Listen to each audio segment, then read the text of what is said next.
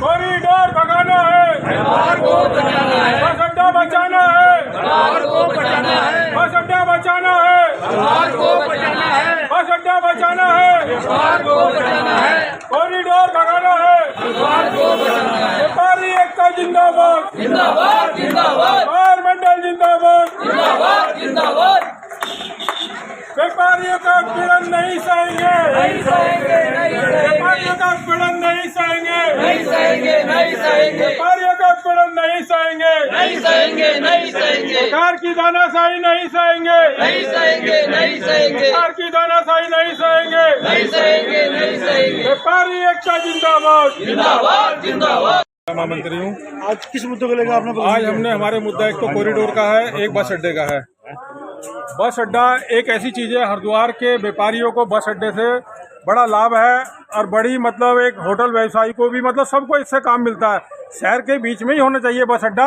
अगर बस अड्डा नया इसी का चौड़ीकरण करो ना, बहुत जमीनें पड़ी है, अगर यहाँ नहीं करते तो वो भी शहर में आता है। ऋषिकुल के आमने सामने इतनी जमीन पड़ी है, बस IBTC वहाँ बना दो।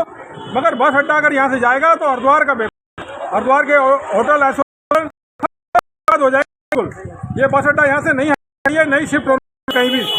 और जामनी मार्केट का जो व्यापारियों को अभी एक महीना पहले, हमारे कुछ दिन पहले अधिकारी आए थे अपना सचिवालय से और एक फरमान सुना के गए हरिद्वार के व्यापारियों को, वो डामकोठी पे आके उस दिन से बैग के अंदर व्यापारियों के अंदर अरे बस सकते नहीं, उजाड़ने की तुमने पहले सोच ली।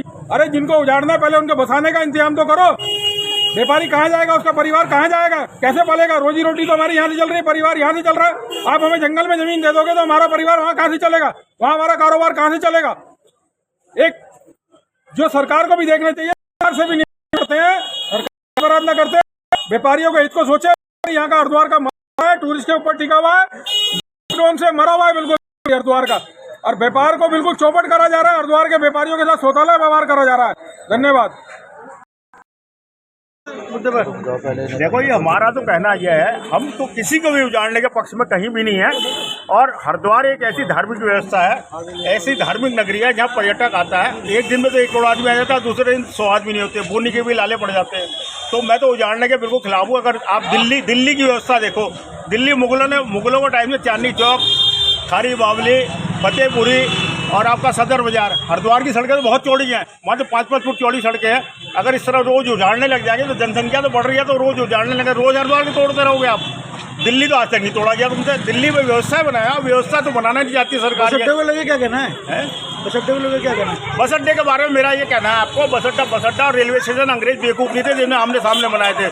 और बस अड्डा के साथ इतनी खाली जमीनें पड़ी है नगर पालिका की, देवरा तिराहे से लेकर शिवमूर्ति तक सारी लीज की जमीन है, और सारी लीज खत्म हो चुकी है। इन्हीं को अगर विस्तार किया जाए तो बस अड्डा और रेलवे स्टेशन जोड़ के एक ऐसा भव्य वो बन सकता है कि ना जो जनता को परेशानी हुई।